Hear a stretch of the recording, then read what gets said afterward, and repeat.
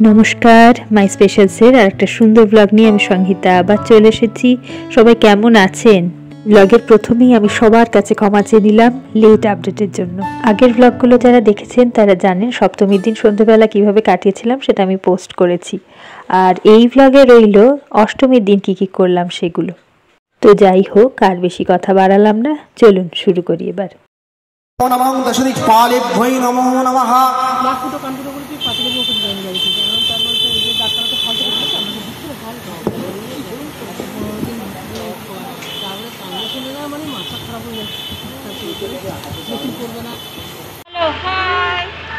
আমরা সবাই এখন ঠাকুর দেখতে যাচ্ছি। খালি চণ্ডীতলাটা দেখে চলে আসবো। ওইদিকে গোল করে ঘুরে। আচ্ছা চলো চলো, টাটা। দেখবো।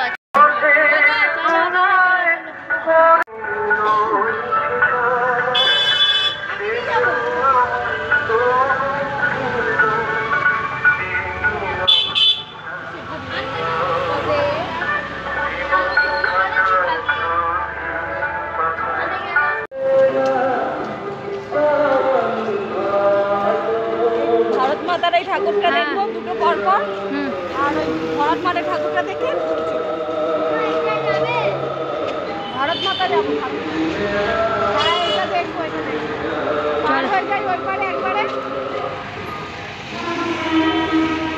আগের ব্লগটা যারা দেখেছেন তারা তো জানেনই সপ্তমীর দিন কারা কারা আমরা বেরিয়েছিলাম। তো আজকে আর তাদের কাউকে পেলাম না, তো অগত্যা আমি আর বৌদি বেরিয়ে পড়েছি। আর এই দাদা বৌদি দুজনেই কিন্তু নাটকে ভীষণ এক্সপার্ট, তাই ওদের দুজন স্টুডেন্ট আর তার মাকেও সঙ্গে নিলাম। ভালোই হলো, সবাই মিলে একসাথে ঠাকুর দেখার মজাই আলাদা, তাই না?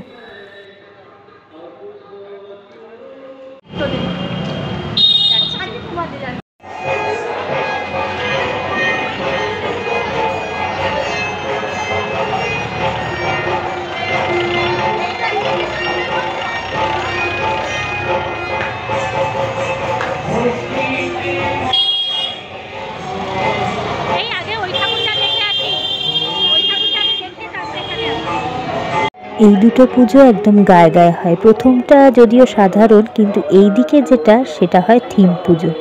সাধারণই বা বলি কী করে, মূর্তি যদিও আর পাঁচটার মতনই হয়, তবে এই পুজোর স্পেশালিটি হচ্ছে প্রত্যেক দিন কিছু না কিছু অনুষ্ঠান থাকে। এই পাড়াটা না একদম আমাদের পাশের পাড়া, তো আমাদের পাড়াতে খুব একটা সেরকম অনুষ্ঠান হতো না বলে আমরা কি করতাম, বন্ধুরা এই পাড়াতে চলে আসতাম। আর নানা রকমের নাটক, তারপরে আন্তাক্ষরী, অনেক কিছু হতো এখানে। তো বেশ ভালোই লাগতো এখানে এসে আড্ডা টাড্ডা মারতে।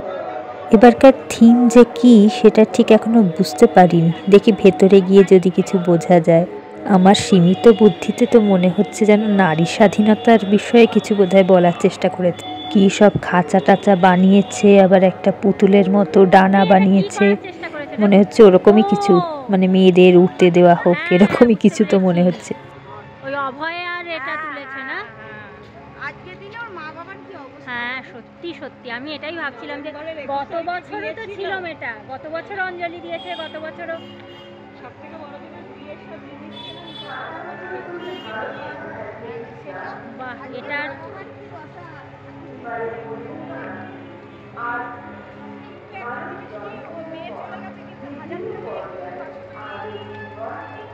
না, এটাই সব থেকে বড় ব্যাপার হচ্ছে সারা পৃথিবীর লোক যে এখন ও নারী দিয়ে গেছে প্রতিবাদটা চালাচ্ছে, এটাই সব থেকে বড়। ওরে বাবা, পুরো জালের ওপরে করেছে।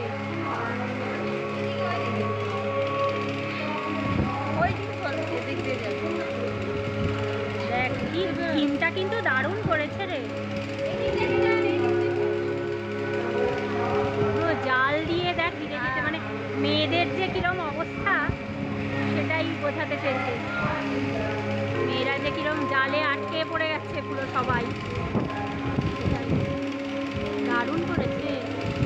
ওইদিকে ঠাকুর, কি অপূর্ব বানিয়েছে।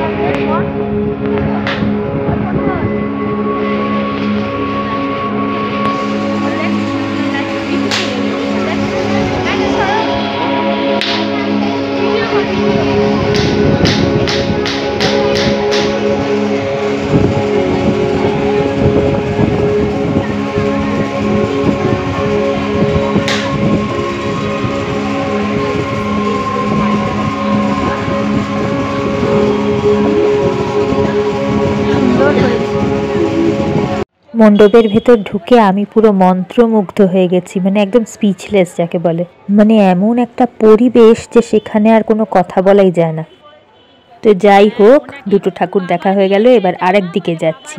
ক্লাস 11-12 যখন পড়তাম এই সাইডটা পড়তে আসতাম, জানেন তো।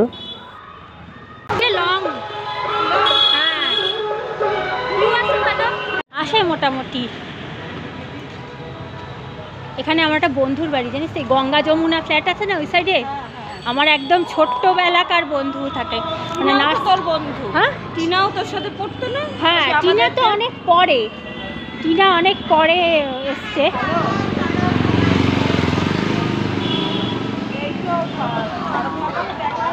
এটা আমার একদম নার্সারি থেকে পড়াশোনা করেছি এর সাথে, গঙ্গা যমুনা ফ্ল্যাট। ও তুলেছিস? বাহ বাহ, এই পুজোটাও দেখুন কি সুন্দর, কতখানি জায়গা রয়েছে, বেশ বসে গল্প টল্প করা যাবে, সবাই মিলে আড্ডা দেওয়া যায় না। আর প্যান্ডেলটাও কি ব্রাইট সাজিয়েছে না, চারিদিকে এত সুন্দর আলো টালো দিয়েছে, দারুণ লাগছে। কিন্তু আমি এক্ষুনি ভাবতে ভাবতে ঢুকছিলাম যে এখানে খুব ভালো ছবি উঠবে, আর ঢুকেই দেখি ওই যে শুরু হয়ে গেছে ফটো সেশন। আমিও তাহলে কটা ছবি তুলবো, দাঁড়ান আগে ঠাকুরটা দেখে নিই তারপরে। আর সঙ্গে যখন এতজন ফটোগ্রাফার রয়েছে তখন ছবি তোলার স্কোপটা ছাড়া যায় বলুন তো। স্টোরিতে বেশ লাইক টাইক পড়বে, কমেন্ট আসবে, ফেসবুকে পোস্ট করব, তবে না পুজো। তবে আমাদের ছোটবেলা কিন্তু এই মানসিকতা ছিল না, তাই না? বাহ, কি সুন্দর ঠাকুরটা আজকে কিন্তু দারুণ দারুণ দেখতে সব ঠাকুরদের দেখলাম, যদিও ঠাকুর তো সবই সুন্দর।